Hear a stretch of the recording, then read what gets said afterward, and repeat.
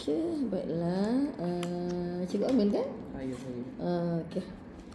Kenal kakak ke? Kak Junaid. Juraida. Juraida. Alright. So, Cikgu Amin posting bila? Posting bulan 4. Oh, baru tahun ni lah. Baru tahun ni. So memang option matematik lah. At maths memang lah.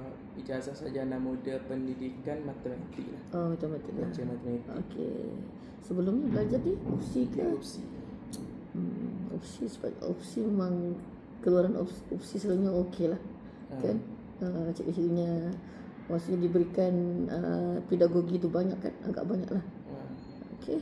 So macam mana perasaan mengajar di sini? Sepanjang perasaan mengajar di sini ni okey lah. Seronok lah. Seronok lah. Walaupun dia hantar jauh kemari. Walaupun dia hantar jauh kemari. Jadi disebabkan tugas ni kita kena terima lah. Jadi Cikgu Amin rasa berapa lama Cikgu Amin akan berada di Labuan? Saya rasa maksimum 10 tahun. Okey. Kalau begitu ada peluang lah untuk GC kan? GC. Guru Cemerlang. Ya, insya-Allah jika diberi peluang lah. Okey. Fizi kenal kan? Fizi, Hafizi, Zul Hafizi. Zul Hafizi kenal. Lajau kan? Dia kan orang Kelantan juga kan? Orang Terengganu. Oh, Terengganu. Oh, dia Terengganu. Ustaz Fizi. Oh, ustaz. Bukan gaya macam ustaz. Gaya orang Terengganu. Maksudnya gelaran lah ustaz. Macam Fizi sekarang memang kakak tengah bimbing dia untuk ke arah itulah. Sebelum ni kakak memang tengok kelas dia matematik biasa. Lajau kan, SMP Lajau kan dia boleh tahan juga budaknya di sana kan. Tapi kelas yang dia ajar 4 situ pun okey, mesti dia boleh handle dengan baik lah. Dan dia pun mengajar Maths juga.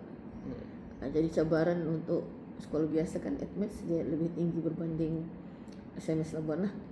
Walaupun sekarang mungkin kualiti SMS Labuan sekarang tidaklah sama macam zaman dulu-dulu sebab budak pun tidak seperti dulu, tapi dia masih yang terbaik daripada dalam ranking persaingan Labuan. Dia masih okey lah kan. Maksudnya cabaran untuk Cikgu Amin di sini dia mencabar juga.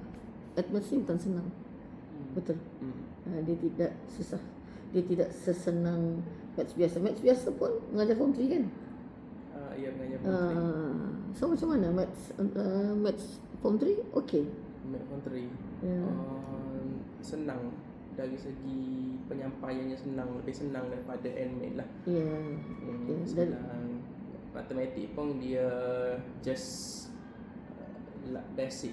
Like dia light lah, dia tak berat kita nak bawa tu. Sebelum ni dalam tempoh daripada bulan 4 hingga bulan 8 lah kan, 4 bulan. Ada yang membimbing Cikgu Amin atau just mencerap sajalah? Mencerap. Membimbing belum ada lah? Belum ada bimbingan. Okey. Jadi kalau Cikgu Amin tadi kata mungkin 10 tahun lah di sini kan, lebih kurang. So berminat dengan GC kan? Berminat jugalah atau? Adalah berminat, simpan hasrat. Ada juga hasrat. Okey. So kakak mungkin berpencen 8 tahun lagi. Maksudnya ada sempat lah. Maksudnya 5 tahun akan datang, Cikgu Amin bolehlah memohon. Dia sudah lepas 5 tahun kan, sama macam Fizi lah. Jadi sempat sebelum kakak pencen untuk membantu. Jadi kalau betul-betul Amin berminat, so kakak boleh bantu. Perlukan kekuatan semangat lah. Dia tidak susah. Dia akan banyak pedagogi lah. Pedagogi maksudnya macam mana kita dalam kelas kita mau memberikan pentaksiran yang bersesuaian dengan murid, begitulah. Macam sebelum ni, adakah Cikgu Amin memberikan pentaksiran tu berdasarkan apa? Pentaksiran yang diberikan Maths lah. Kita cerita Maths dulu. Berdasarkan teks ke, buku kerja ke, atau macam mana? Kebanyakan pentaksiran diberi sepanjang saya mengajar ni berdasarkan buku kerja lah. Buku kerja, buku-buku rujukan produk luar lah. Sebagai contohnya buku Focus and Math, buku jenama apa ni, Sukses yang Oxford Fajar tu, yang banyak yang tebal tu kan, yang tebal tu, di situlah bahan sebagai bahan PDP saya. Dalam masa yang sama, bahan untuk dalam tu ada latihan-latihan, so saya bagilah photostat, print dan sebagainya bagi dekat dia orang. Sebab saya rasa buku rujukan luar, daripada luar ni dia dah compact dalam satu buku tu. Dia ada penekanan kepada SPM dan ada penekanan juga daripada dia serap daripada buku teks jugalah. Bila saya tengok buku teks pun macam dia just hanya bagi apa ni, tak kurang latihan, tertumpu kepada topik itu sahaja. Kalau buku rujukan luar ni dia bagi dapat recap balik yang bab-bab lepas. Ada yang tingkatan 3, dia selit sekali tip-tip penting. Kat situ saya jadikan buku sudah tentulah kita sebagai cikgu ni kena ikut panduan buku teks juga kan, dalam walau apa cara pun, tapi bahan tu bahan buku rujukan luar tu sebagai satu penyokong lah, sokongan pada PDP tu. Kakak nampak agak banyak juga kelas yang Cikgu Amin mengajar Admaths kan?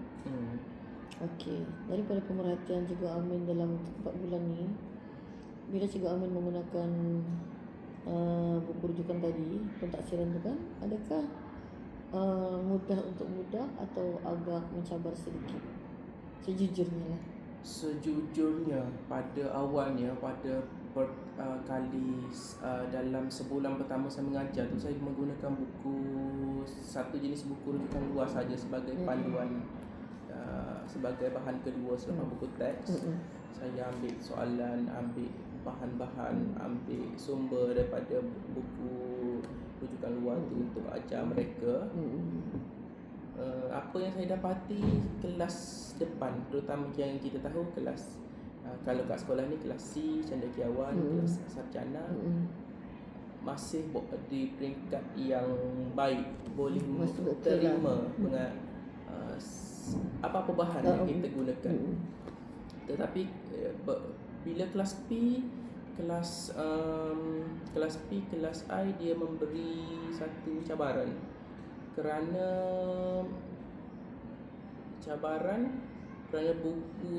buku rujukan luar tu, sebagai contohnya macam buku Sukses Oxford Fajar, buku Fokus SPM Pelangi, buku dan sebagainya. Saya rasa dia bila buku tu dia berorientasikan SPM, saya rasa pelajar mula yang kategori lemah ni, mula yang majoriti yang dalam kelas tu lemah, 2 kelas tu lemah, mula terpinga-pinga lah, nak catch up, nak dapatkan tu. Pastinya dalam kelas yang 2 tu ada terbeza lah kan? Terbeza. Jauh, adakah macam jauh sangat terbeza atau ada orang lebih kurang sama? Budak dalam tu sama aja. Dari segi kepayaan kognitif mereka tu memang samalah, sama je level dia. Tak ada yang pandai sangat ada. Pandai sangat sampai selevel dengan kelas C, kelas S tu tak ada. Memang sama. Memang kalau kat C kat sini, mereka memang bawah-bawah ni. Apa inisiatif Cikgu Amin lah bila mengajar 2 kelas, kan ada beza tadi. Yang 2 kelas yang ni bagus, ni yang 2 ni lagi agak kognitifnya agak lemah. Jadi oleh kerana tadi buku kerja tu tidak membantu, apa Cikgu Amin punya usaha? Usaha saya setakat ini, saya waktu pertama kali saya mengajar kan, untuk 1 bulan pertama saya di peringkat kajian saya tu, saya lihat okey, memang kalau kita selaras memang tak boleh pergi walaupun SPP. Sebab kalau dibandingkan dengan SPP lain, MRSM lain di Semenanjung, memang keselarasan tu boleh dibuat. boleh dijalankan. Tapi di sini saya rasa keselarasan tu tidak mampu dibuat secara optimum. Ada idea ke tidak macam mana membantu budak-budak yang 12 ni? Setakat ni rancangan saya adalah saya membuat satu kaedah pembelajaran PAK ke-21 iaitu peer centered learning. Okey, lagi? Peer centered learning. Saya dah susun nama random berdasarkan PPT, markah PPT dalam 5 kumpulan satu kelas. Mereka akan duduk secara berkelompok. Okey. Dari situ saya juga, sebab kelas S dengan kelas P ni memang saya lihat mereka bila kita pergi direct kepada teori, just kita macam contohnya macam cikgu-cikgu lama lah kan, yang lama-lama biasanya dia akan ni lah, papan hitam je Berpusatkan guru kan? Pusatkan guru. Jadi mereka pun mengantuk. Asrama kan? Mengantuk. Jadi di situ saya rasa mereka memerlukan satu pendekatan kreatif. Saya ni pun saya baru buat satu macam, saya beli pensel warna apa semua, pensel warna, satu buat aktiviti craft tangan ke, buat orientasikan matematik lah. Maksudnya contohnya saya buat uar bulan, mereka potong-potong uar, lepas tu mereka susun puzzle ke, berkonsepkan handmade lah. Ataupun mereka buat mes apa ni yang kertas tu, apa ni, laka sampai lah jumpa penghujung. Dekat situ saya rasa boleh adalah dia punya, at least dia tak mengantuk. Walaupun saya tahu dia punya hari ni belajar ingat, esok pun tak tahu ingat ke tak, tapi at least dia dapat sesuatu. Walaupun TP2. Tahniah sebab Cikgu Amin berfikir macam mana kita mau membuatkan budak itu tidak mengantuk tadi kan. Maksudnya mengantuk tu salah satu isu jugalah kan, betul. Kemudian itu dari segi PAK21 tadi, tahniah sebab Cikgu Amin berinisiatif. Dan adakah kelas yang tadi 2 di depan tu kita perlu buat begitu juga PAK21 tadi? Pada pendapat saya boleh, tapi setakat ni dalam peringkat kajian saya. Sebab kita tahu bila kelas depan ni saya perlu bertarung dengan mengejar silibus. Bila kita bertarung dengan mengejar silibus, maksudnya dalam 3 jam untuk seminggu tu tak cukup untuk kelas depan. Maksudnya kita dalam satu hari tu saya ambil untuk kelas depan, kadang-kadang saya ambil 2 hingga 3 lah maksimum standard pembelajaran untuk mereka, supaya mereka dapat habiskan silibus. Dan harapan saya boleh ajar topik tingkatan 5, terutamanya pembezaan dan integrasi tu lebih awal. Okey. Adakah dengan menghabiskan sukatan cepat itu, Cikgu Amin rasa boleh membantu meningkatkan grade murid? Dari situ saya melihat dia boleh, tetapi memerlukan satu lanjutan lah, fokus kepada ulang kaji lanjutan. Okey. Jadi maksudnya sebelum ni dalam tempoh 4 bulan, tapi ialah 4 bulan baru kan. Bagus juga lah. Kakak datang kemari awal. Macam Fizia hari tu, dia yang dia tanya, kakak ada ke, dia kata bahan kita tempat dia menjadi tempat kan juga kelas maths biasa kan. Tapi ialah daripada kakak bagi bahan, apa kata kita try buat sendiri. Dan oleh kerana Cikgu Fizi seorang yang sangat positif, dia memang berusaha lah buat sendiri. Walaupun bila kita beginilah, pengalaman memang akan memberikan kita ruang untuk menghasilkan bahan pentadsiran yang lebih berkualiti. Tapi sebelum kita menjadi orang yang berpengalaman, mestilah kita bermula daripada bawah kan. Dan mungkin cabaran untuk Amin di sini, macam kita tidak perlulah menurunkan sangat level kita sebagai guru tu. Maksudnya idea kita. Kan kebanyakan cikgu-cikgu baru ni dia memang yang memang straight A masa SPM tu kan. Maksudnya memang cikgu-cikgu pintar lah ni. Ya. Jadi cabarannya, tapi Fizi pun kata cabaran dia untuk kita menurunkan kita punya aras supaya kita boleh mengajar murid punya aras. Sebab kalau kita mengajar ikut aras kita, budak susah akan dapat. Terutama lagi matematik tambahan, dia tidak senang. Bukan tidak senang apa, sudahlah banyak betul ya. Oh ini lepas tu lepas ni ada tukar bentuk lagi. Dia tajuk sama, tapi soalan tu bentuknya berbeza-beza. Sudahlah budak ni bentuk ini pun belum kuasai. Lepas tu nombor 2, dia bertukar sudah bentuk. Belum sempat lagi dia hadam, dia sudah pergi ke soalan yang bentuk yang berbeza. Jadi maksudnya dia bukan cabaran kepada budak tau. Dia cabaran kepada guru. Macam mana kita mau handle benda tu. Dan sebenarnya kakak pun Admaths ni tahun ni lah kakak berusaha mengumpulkanlah guru-guru muda. Guru-guru muda mungkin metodnya masih yalah belum lagi matang. Ya, dia bukan tidak semestinya matang atau tidak matang. Tapi kalau guru lama mungkin dia sudah ada satu kebiasaan kan. Satu kebiasaan.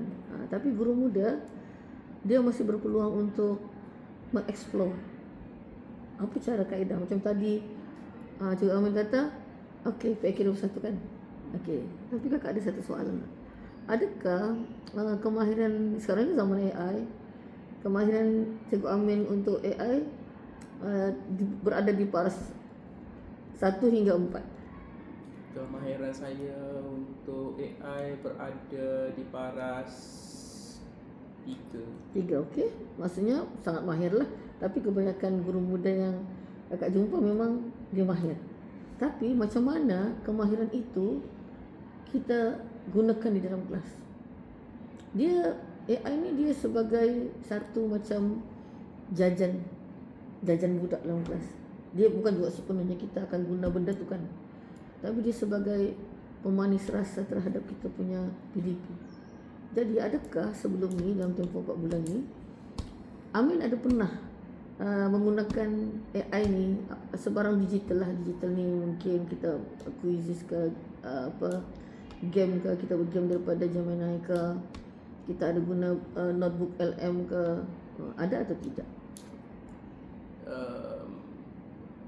AI untuk Canva tu adalah Canva lah. Canva penggunaan untuk apa?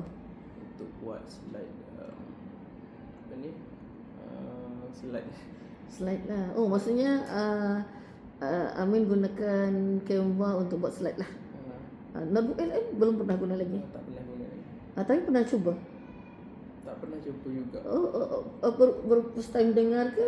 Pernah dengar? Dengar tapi nak guna tu tak tahu sebab saya belum explore lagi. Baik, tak apa. Okey, tak apa. Sebab hari ni pun sebenarnya kakak datang untuk repo je, berkenalan dengan Amin kan. Jadi tak apa. Jadi untuk hari ni kakak rasa cukuplah. Kakak akan begini. Amin jangan rasa apalah kalau ada masalah kan, boleh terus PM kakak. Sama ada kakak cepat jawab atau lambat tu je lah. Kan mungkin ada terlambat sikit tu, mungkin kakak dalam bimbingan ke apa kan, mungkin lambat sikit. Dan insya-Allah kakak sudah tengok jadual Amin. Kita kakak tidak berjanji. Sebab kakak pun banyak lagi sekolah lain yang kakak pergi kan. Memang sekarang ni kakak akan masuk ke kelas, dan kita akan bincangkan bersama. Okey, jadi kita akan bermula dengan RPH. Maksudnya selalunya sebelum kakak masuk kelas cikgu, kakak minta RPH lah. Jadi RPH nanti kita boleh bincang bersama, mungkin dalam Telegram, tidak semestinya kita jumpa. Macam nanti juga Amin akan bagi awal, kita discuss dulu RPH tu, and then so kita akan gunalah RPG tu. Cuma untuk first time-nya nanti minggu depan insya-Allah Cikgu Amin jalan je macam biasa. Maksudnya mengajar macam biasalah.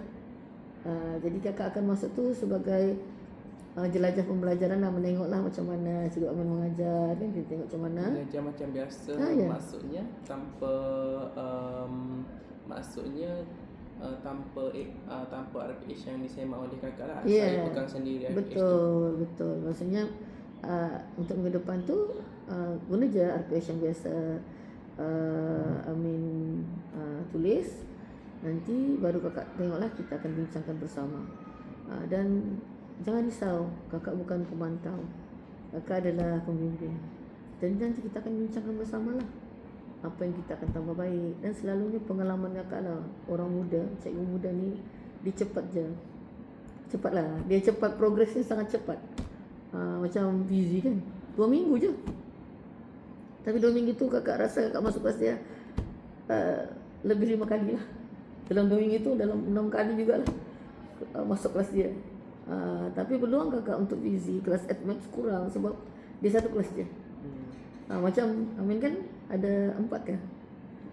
Jadi kakak nampak ada kelas yang pukul 7.30 pagi kan.